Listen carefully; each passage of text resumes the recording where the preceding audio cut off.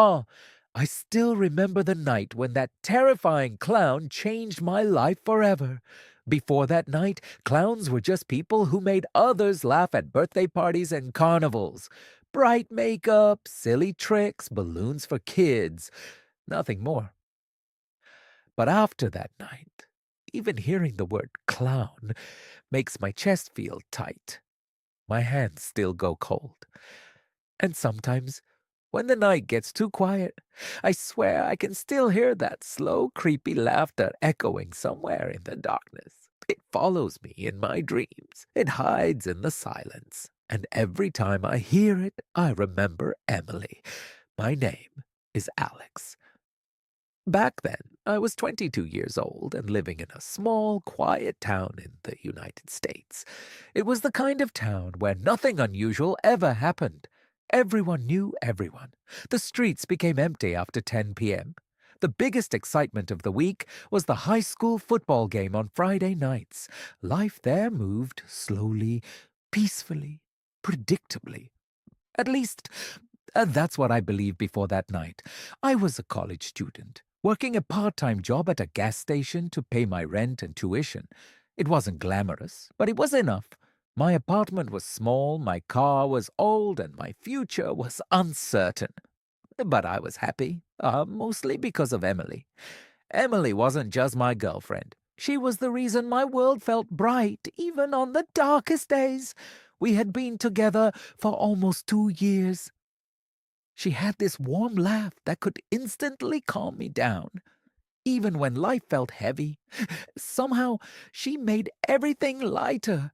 Sometimes we would sit in my car for hours after midnight, just talking about the future, where we would live someday, what kind of house we wanted, whether we would have kids, whether we would move to a bigger city.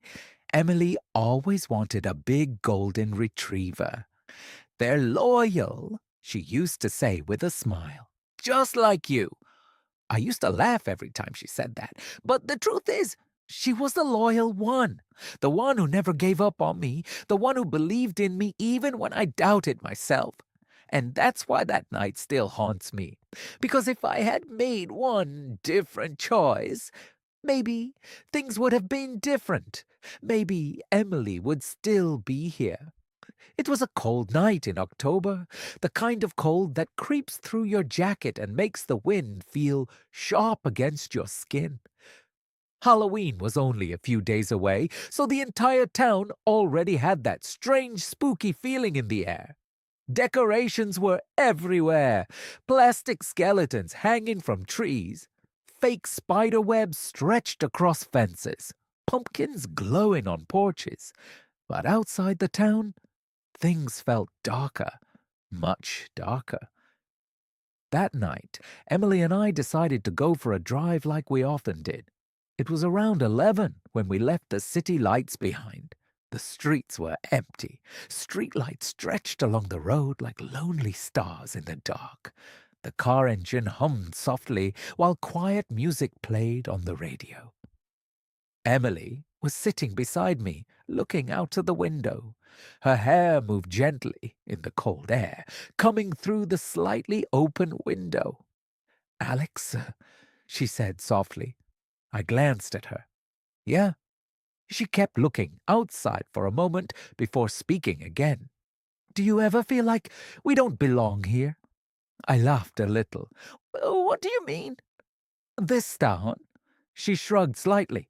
"It feels small sometimes, like life is bigger than this place." I smiled. "So you want to run away with me?" She finally looked at me and smiled back. "Maybe." We both laughed, but then she grew quiet again. I noticed something different in her expression, something uneasy. "What?" I asked. "Nothing," she said. "Just sometimes I feel like someone is watching." I raised an eyebrow. "Watching us?" She nodded slowly. Yeah, I tried to lighten the mood. "Maybe you have a secret admirer." She smiled a little, but not fully. Something about her face still looked tense. We kept driving. The road slowly turned into an old highway that ran through the forest outside town. Tall trees surrounded both sides of the road. The streetlights became fewer. The darkness grew deeper. That's when I saw it. At first, it was just a shape under a distant streetlight, someone standing on the side of the road. I slowed the car slightly. Emily noticed, too. "Who's that?" she asked quietly. As we got closer, the figure became clearer. My stomach tightened. It was a clown. White face paint, dark hollow eyes, a huge red smile painted across his mouth, and in his hand, a bright red balloon floating gently in the wind. For a moment, I thought maybe it was just someone wearing a Halloween costume, but something about him felt wrong. Very wrong. He wasn't moving. He wasn't waving. He wasn't doing anything normal. He was just standing there, perfectly still, watching the road. Emily whispered, "Alex, why is he just standing there?" "Probably waiting for someone," I said, though my voice didn't sound confident. As our car passed him, something happened that I will never forget. Slowly, very slowly, the clown turned his head toward our car. Not his body, just his head. His eyes locked onto us through the window, and that smile, it looked too wide, too stretched, like it was carved into his face instead of painted. Emily immediately turned to look behind us. "Alex," she said quietly, "he's staring at us." I looked into the rearview mirror. The clown was still standing under the streetlight, but his head was now turned completely toward our car. And then he slowly raised his hand and waved. Not a friendly wave, a slow, unnatural, unsettling wave. A chill crawled up my spine. I pressed the gas pedal, and the car sped forward. "I don't like that," Emily said softly. "Yeah, me neither." The rest of the drive felt strange. The forest seemed darker. The road felt longer. Neither of us spoke much. After about 15 minutes, we reached Emily's house. Her house stood near the edge of town, an older neighborhood where houses were spaced far apart. Tall trees surrounded the property. The porch light was on, casting a warm yellow glow. Emily unbuckled her seatbelt slowly. "Are you sure you don't want to come inside?" she asked. "I wish I could," I said, "but I have work early tomorrow." She nodded. Then she leaned over and hugged me tightly. "Drive safe." "Always." She kissed my cheek and stepped out of the car. I watched her walk up the path to her front door. She turned once and waved before going inside. The door closed behind her. I smiled and started to drive away. But then something made my stomach drop. At the far end of the street, standing under another street light, was the clown. My hands froze on the steering wheel. He was just standing there, watching my car. Oh, but this time, the balloon was gone. I blinked, trying to convince myself I was imagining things. No way, I whispered. But he was still there, motionless, silent, staring. A sudden wave of fear rushed through my chest. I quickly drove away from the street as fast as I could. That night, I couldn't sleep. Every sound made me jump. The wind outside scratched against the windows like fingernails. The shadows in my room felt alive.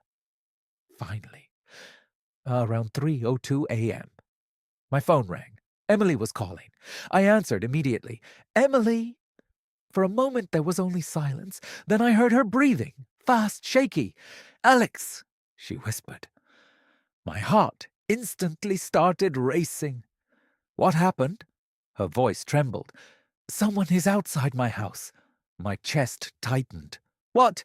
He's standing near my window." I sat up straight. "Who?" There was a long pause. Then she whispered the words that made my blood turn cold. "That clown!" I jumped out of bed immediately. "Emily, lock the doors right now." "They're locked," she said quietly. "He's just standing there, smiling." "I'm coming."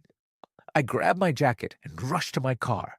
The streets were completely empty. When I finally reached her house, Everything was silent. Too silent. The front door was slightly open. My heart pounded violently as I stepped inside. The house was dark. Emily! No answer. Then I heard something upstairs. A slow, dragging sound, like something heavy being pulled across the floor. I walked up the staircase slowly. Each step creaked loudly. When I reached the top, Emily's bedroom door was half open. Darkness filled the room. I pushed the door slowly. Emily! Suddenly, the light switched on, and what I saw froze my blood. A giant clown smile was painted across the wall in blood, and beneath it, written in dripping letters, "You came too late." My hands started shaking uncontrollably. Emily was gone. Then behind me, someone whispered softly, "Looking for her." I slowly turned around. The clown was standing